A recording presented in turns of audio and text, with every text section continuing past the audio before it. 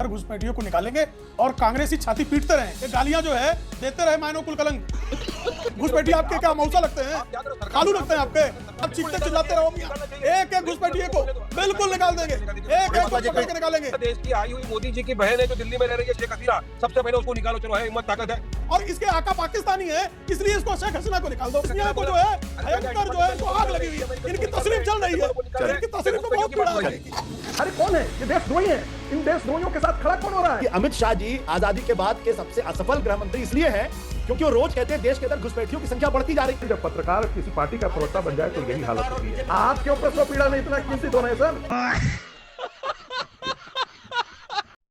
नमस्कार दोस्तों, debate show की एक और मजेदार वीडियो में आप सभी का स्वागत है। दोस्तों आज की वीडियो में एक तरफ है बीजेपी के प्रवक्ता प्रेम शुक्ला, संगीत रागी, तो दूसरी तरफ है वारिस पठान और पत्तलकार आशुतोष। दोस्तों भारत में घुसपैठिए और रोहिंग्याओं को लेकर डिबेट चल रही थी, जिसमें प्रेम शुक्ला और संगीत रागी ने इन दोनों को ऐसा रेला है, उसे देख के आपको बहुत ही आनंद आने वाला है। दोस्तों अगर आप चैनल पर पहली बार आए हैं या चैनल को अभी तक सब्सक्राइब नहीं किया है तो चैनल को सब्सक्राइब भी कर लेना। चलिए दोस्तों मेन वीडियो स्टार्ट करते हैं। टीवी वाले भाई पिक्चर चालू करो बे। बीजेपी बार बार ये कहती कि जो आए उनको आप लोगों ने बसा लिया क्योंकि वो आपको वोट देते हैं। ऐसा है कि ये चुनाव के वक्त ही घुसपैठियों का मुद्दा निकलता है, क्योंकि ये फायदा पहुंचाता है।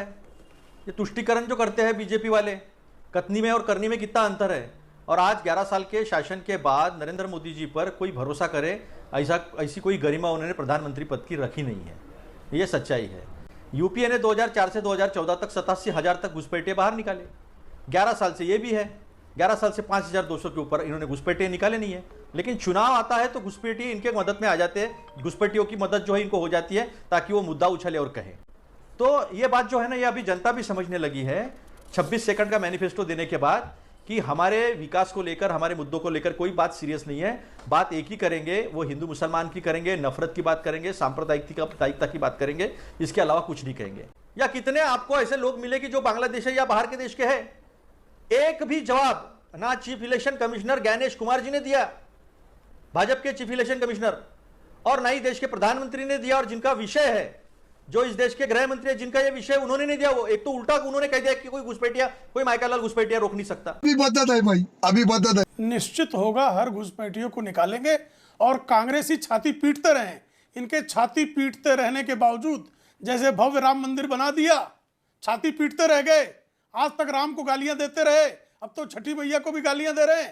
ये गालियां जो है देते रहे मायनो कुल कलंक। लेकिन हम जो हैं घुसपैठियों को ढूंढ ढूंढ कर निकालेंगे तो निकालेंगे। ये संकल्प एक बार नरेंद्र मोदी जी और अमित शाह जी लेते हैं तो उस संकल्प को साकार करने में समय लग सकता है, लेकिन उस संकल्प साकार होकर रहता है और यह संकल्प भी साकार होगा। जितने घुसपैठिए हैं बना वैसे उनको घुसपैठियों पर कार्रवाई पकड़ के निकाला जाएगा। और बीजेपी बार बार कहती है कि उसको मुस्लिम एंगल से देखा जाता है क्योंकि घुसपैठिया मतलब मुस्लिम। यही बात है ना प्रेम शुक्ला जी, मतलब उसमें कोई गलतफहमी नहीं होनी चाहिए कि आपके मुताबिक घुसपैठी मतलब मुस्लिम। यही बात है ना प्रेम शुक्ला जी? और कौन आया है? चलिए शेष तो शरणार्थी हैं। क्या बात है सर, क्या बात है सर। ये एक ही चीज है साहिल भाई, सिर्फ ध्यान भटकाना है क्योंकि बीजेपी है बैकफुट के ऊपर, इसलिए इनको चुनाव में घुसपैठिया याद आएगा, बुरखा याद आएगा, पाकिस्तान याद आ जाएगा, इनको हिजाब याद आ जाएगा, इनको हर तरह की वो बात याद जाएगी जिससे ध्रुवीकरण कर सके। और बीजेपी का सिर्फ एक ही काम बच गया है, विकास के नाम पे जीरो, सिर्फ ध्रुवीकरण की राजनीति चमको। और ध्रुवीकरण करने का सबसे बड़ा टारगेट कौन है? मुसलमान। कोई आंकड़ा, कोई फिगर, कुछ नहीं है इनके पास। घुसपैठियों को निकालना चाहिए कि नहीं, मूल मुद्दा ये है। आप घुसपैठियों से इतनी सहानुभूति क्यों रखते हैं? घुसपैठियों से इतनी सहानुभूति क्यों है मियां वारिस? मियां वारिस इतना घुसपैठी आपके क्या मौसा लगते हैं, खालू लगते हैं आपके? घुसपैठी आपके खालू लगते हैं? काहे इतना परेशान हो जाते भाई? एक एक घुसपैठियों को उनका कान पकड़ के निकालेंगे, एक एक को निकालेंगे। आप चीखते चिल्लाते रहो मियां, एक एक घुसपैठिए को बिल्कुल निकाल देंगे, एक एक को पकड़ के निकालेंगे। आपने पूछा है, उनका जवाब देने दीजिए। प्रेम शुक्ला जी प्लीज जरा एक मिनट, वारिस पठान आपकी बात खत्म करिए। चलिए सही कहा कि एक घुसपैठियों को एक मिनट प्रेम शुक्ला जी, आता हूं आपके पास, दोबारा आता हूं आपके पास, दोबारा वारिस पठान आपकी बात खत्म। बांग्लादेश की आई हुई मोदी जी की बहन है जो दिल्ली में रह रही है, शेख हसीना, सबसे पहले उसको निकालो। चलो है हिम्मत, ताकत है, एक घुसपैठी तो है ना वहाँ पे। अरे एक एक को निकालने के बाद एक तो निकालो। प्रेम शुक्ला जी पाकिस्तान के खिलाफ है इसलिए वारिस को चूंकि पाकिस्तान के खिलाफ हसीना है और इसके आका पाकिस्तानी है, इसलिए इसको शेख हसीना को निकाल दो। क्यों भाई? हमारे जाकिर मियां जाकिर नाइक को गठबंधन लगाते इसलिए तुम्हारे आका पाकिस्तान है। अरे आका पाकिस्तान है, क्यों आपको पीड़ा हो रही है शेख हसीना पर? घुसपैठियों को मत निकालो, शेख हसीना को निकालो।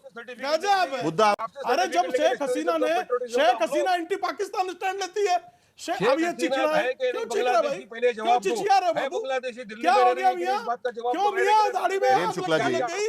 शेख हसीना एंटी पाकिस्तान स्टैंड लेती है कि नहीं? शेख हसीना का स्टैंड एंटी पाकिस्तान है। शेख हसीना ने जाकिर मियां पे जाकिर नाइक पे बैन लगाया कि नहीं? और शेख हसीना ने शेख है ना, अब शेख हसीना चूंकि एंटी पाकिस्तानी है, इसलिए वारिस मियां को जो है भयंकर जो है इनको आग लगी हुई है, इनकी तशरीफ जल रही है, इनकी तशरीफ में बहुत पीड़ा है। आंकड़ा कितना है ये स्पष्ट नहीं है, लेकिन क्या आंकड़ा ऐसा स्पष्ट करने के लिए अभियान जब एनसीआर की बात की गई तो क्या ये कांग्रेसियों ने विरोध नहीं किया?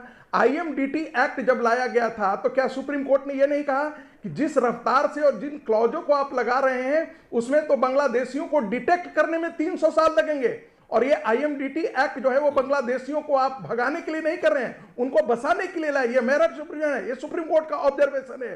कांग्रेस पार्टी के लिए मैं फिर बोलता हूं, इतने गंभीर मुद्दे पर कांग्रेस की राजनीतिक गिद्ध की जिसको कहते हैं संस्कृति इतनी नीचे उतर आई है कि वो ये सारे कौन है? ये देशद्रोही हैं। इन देशद्रोहियों के साथ खड़ा कौन हो रहा है? भारत का सारा मुसलमान नहीं, भारत का एक तबके का मुसलमान। और ये जितनी मैं बात कहता हूं ना, ये जितने कांग्रेस पार्टी को कोई विदेशी ताकत चला रही है क्या, कांग्रेस पार्टी को कोई विदेशी एजेंसी चला रही क्या, आखिर किन कारणों से कांग्रेस पार्टी इन लोगों को संरक्षण देने पर आमदा है? आईएमडीटी एक्ट के खिलाफ सर्बानंद सोनोवाल जाकर के सुप्रीम कोर्ट जाते हैं, बचाने वाला उसको कौन आता है? कांग्रेस पार्टी आती है। ये सारे नॉन बीजेपी एक्सेप्ट शिवसेना, ये सारे बांग्लादेशी घुसपैठियों के लिए, और ये राष्ट्रीय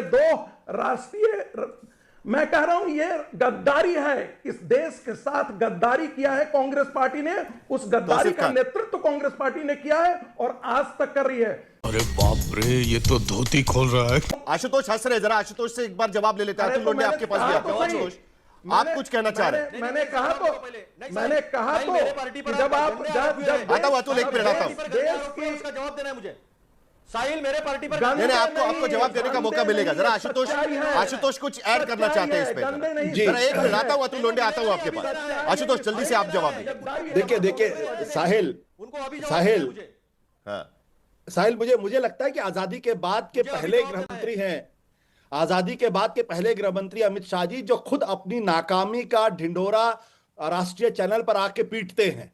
मतलब वो ये तो कह रहे हैं कि घुसपैठियों की फिर यार आप बोलने लगे बीच में, फिर आप बीच में बोलने लगे, ये 14 साल में 1.5 करोड़ फिर आप बोलने लगे, घुस गया है, फिर बोलने लगे, फिर बोलने लगे आप, पत्रकार हो, फिर बोलने लगे आप, पत्रकार हो यार, फिर बोलने, तुम आजादी के बाद के आज का अरे भाई, अरे आज के गृहमंत्री की देन है क्या? आज के गृहमंत्री की, अरे संगीत रागी सुन तो लीजिए ना, आपकी बात शांति से सुनी गई थी। आशुतोष आपकी बात बताइए, चलिए आशुतोष बताइए।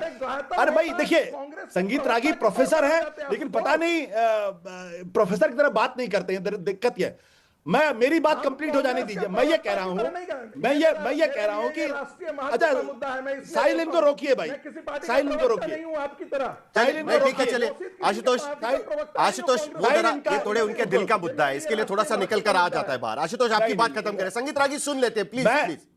मैं कह रहा हूं कि अमित शाह जी आजादी के बाद के सबसे असफल गृहमंत्री इसलिए हैं क्योंकि वो रोज कहते हैं देश के अंदर घुसपैठियों की संख्या बढ़ती जा रही। अरे भाई 11 साल से सरकार आपकी है, घुसपैठियों की संख्या बढ़ रही है, तो आप ही रोकने में नाकाम है ना। जवाहरलाल नेहरू तो रोकने में नाकाम नहीं है, इंदिरा गांधी तो नाकाम नहीं है।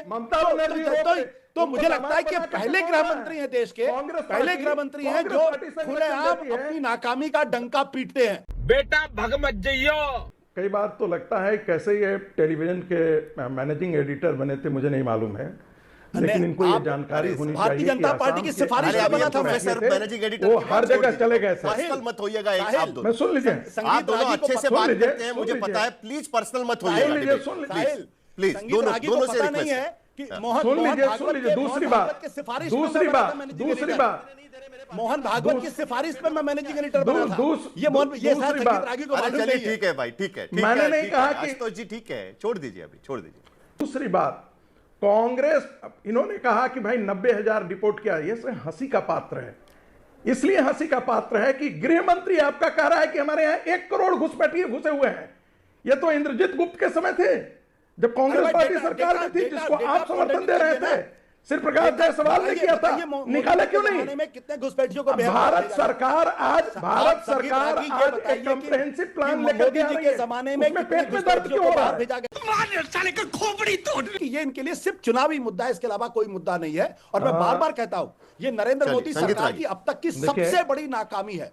सबसे बड़ी नाकामी है कि घुसपैठियों का मुद्दा तो बनाते हैं, लेकिन घुसपैठियों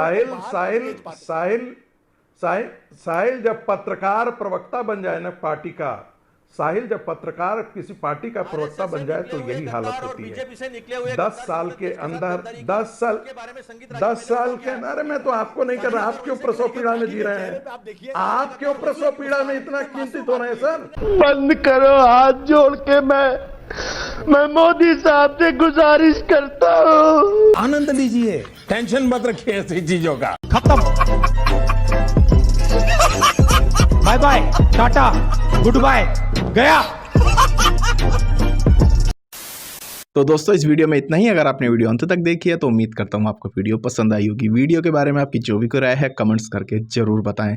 वीडियो को अंत तक देखने के लिए आप सभी का बहुत बहुत धन्यवाद। ऐसी मजेदार वीडियो देखने के लिए चैनल को सब्सक्राइब करना बिल्कुल ना भूलें। चलिए दोस्तों, मिलते हैं जल्द अगली वीडियो में, तब तक के लिए जय हिंद, वंदे मातरम।